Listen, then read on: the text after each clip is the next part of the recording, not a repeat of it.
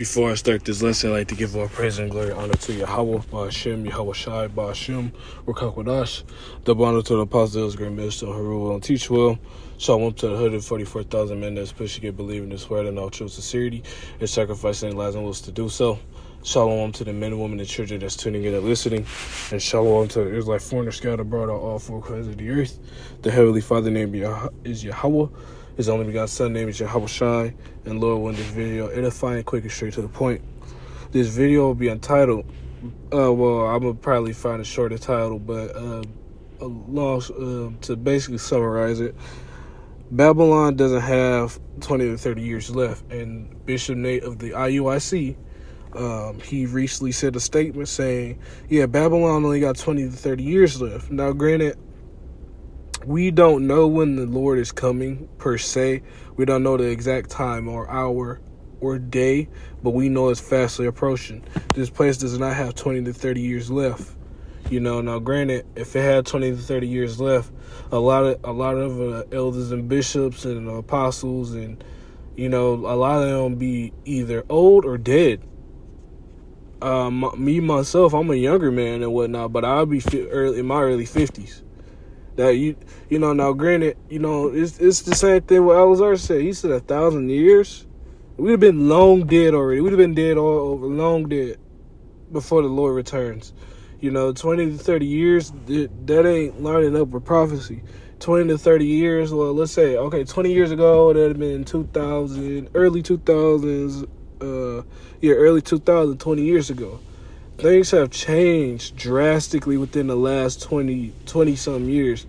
And now, I'm only been alive for 20-something years, but I've, growing up, you notice these changes. Like, for example, things was cheaper when I was a kid. Now, everything's expensive as fuck as an adult. Times have definitely changed. And not just, you have to think, now, even for our elders and apostles, times has changed for them since they became adults. They became kids and teenagers. But anyway, there's neither here nor there. But at the end of the day, I'm going to say this on that point. 20 to 30 years, a lot of shit can drastically change. Things change within an hour of a few minutes. So how much more so years? Weeks, months, years. But anyway, I'm going to go ahead and get to these scripts. This is Matthew chapter 24 and verse 6. And ye shall hear wars and rumors of wars. See that ye be not troubled, for these things must come to pass, but the end is not yet.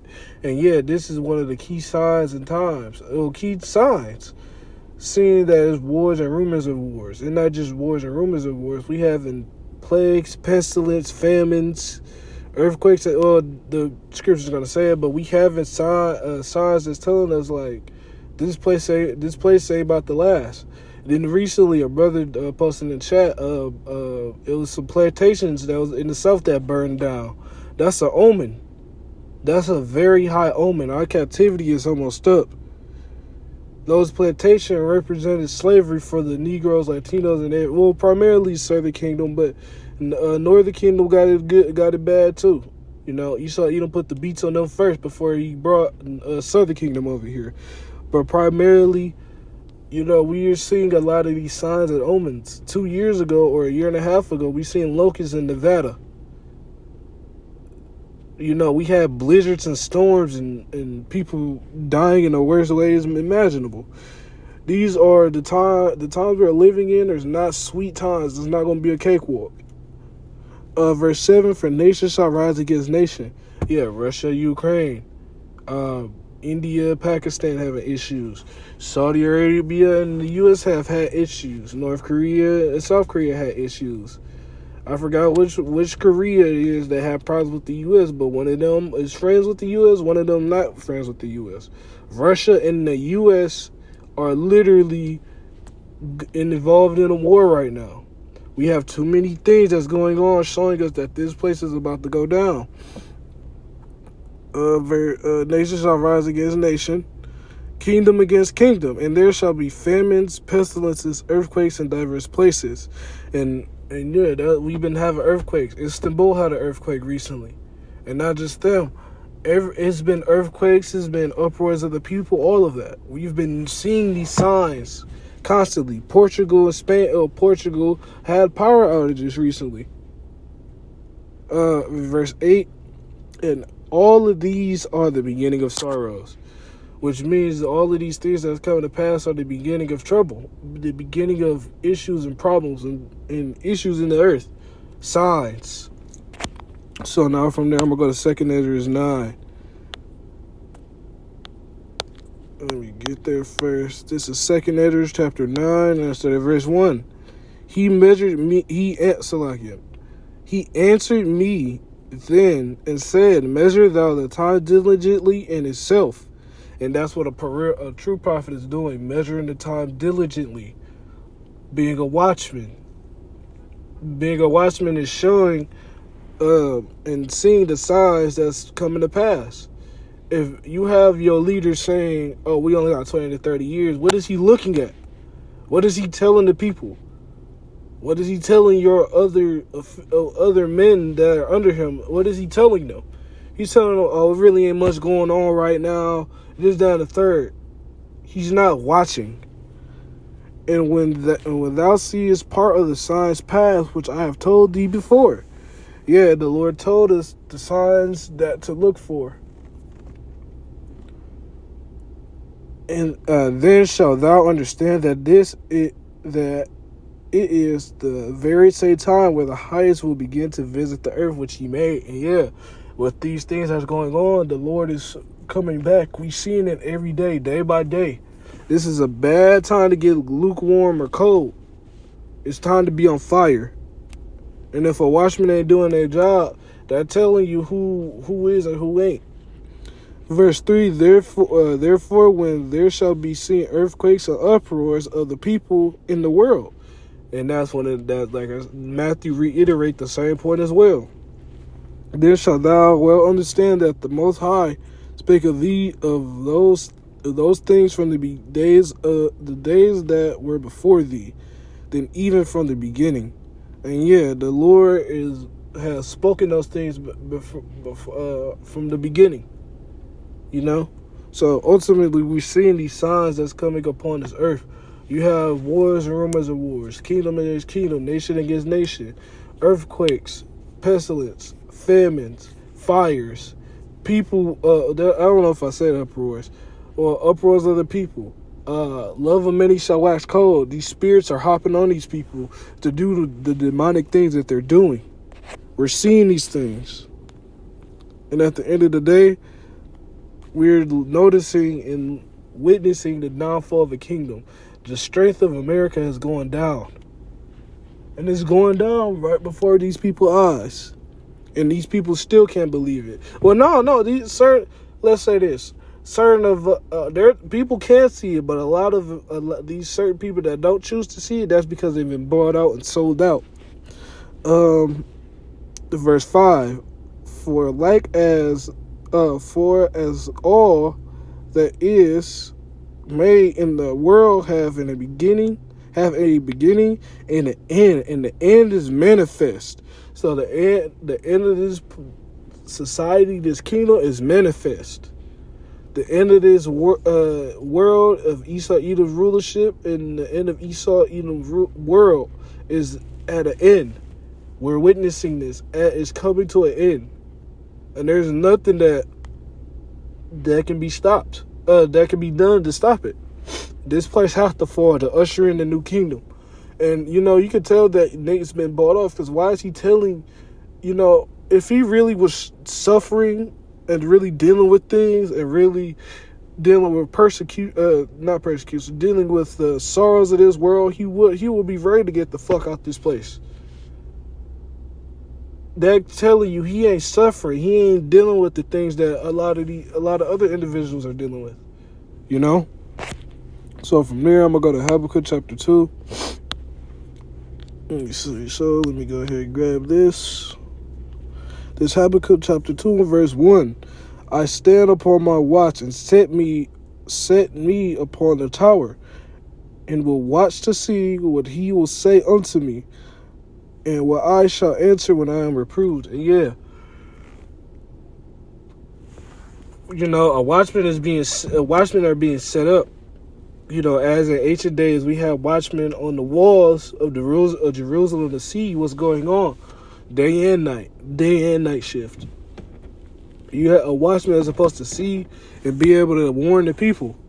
Nate ain't being a real watchman if that's the case. Because if he was, he wouldn't be telling the people, oh yeah, we got 20, 30 years left. So just keep sending the money in. Just keep on doing your thing. When this money is going towards helping the people, not just paying for feeding my mouth and making sure I'm comfortable, but for just the jet set and travel. No, man, that ain't how things are supposed to be. That ain't what the Lord said.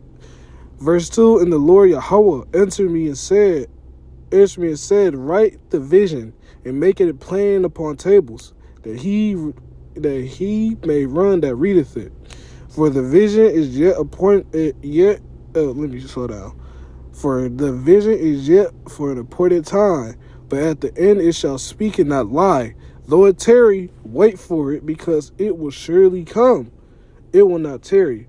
And this vision, with things that's going on, we're seeing that the end is manifest. We're seeing that even though it's taken a little bit of time and, our spirits are yearning for the kingdom, it won't fail. The end is manifest. It will not fail. The Lord has upheld his promise, regardless if we had to wait an extra few years, regardless if we had to, regardless if it ain't line up with what we want it to be.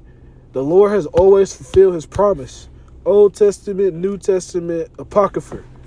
The Lord has fulfilled his promise every single time. So the Lord delivers. So therefore, if the Lord delivers, that means the Lord is telling us that this place is about to fall. And he did not have that much time left.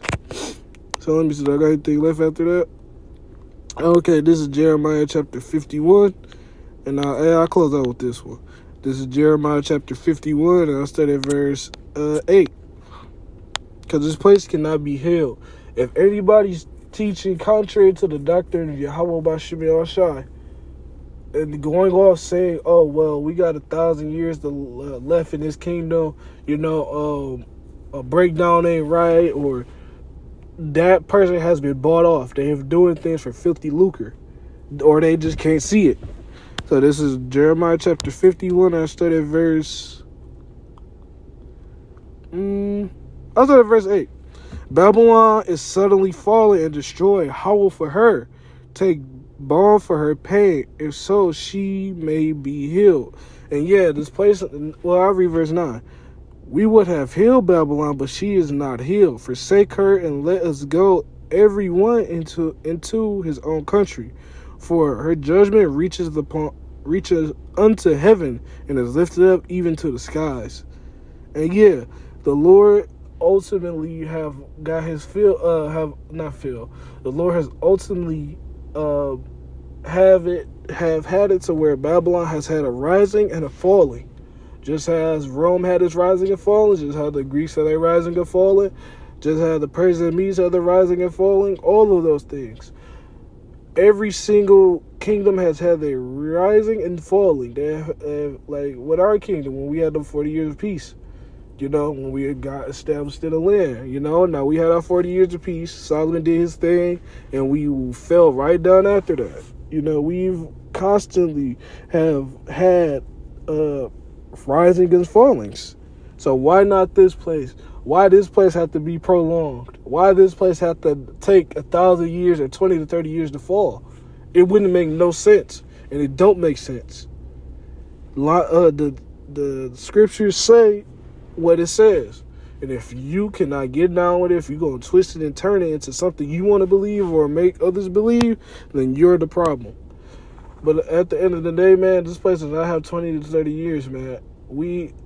Now, granted, Apostle Dahar said it, no, we could get out here within a year, 2 years, 3, but ultimately, 5-year period, this place ain't going, this place, and then, let me get Revelation 12, because I'm going to really close out with this one now.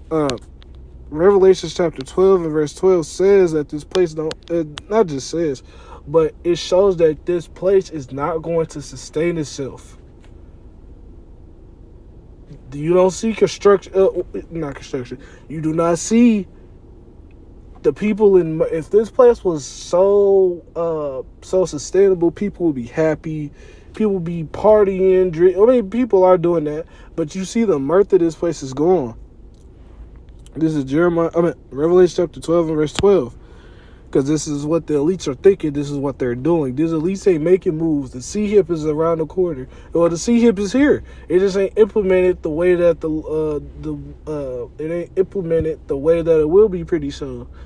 People are going to be either going to make that choice of either taking the C-HIP or not.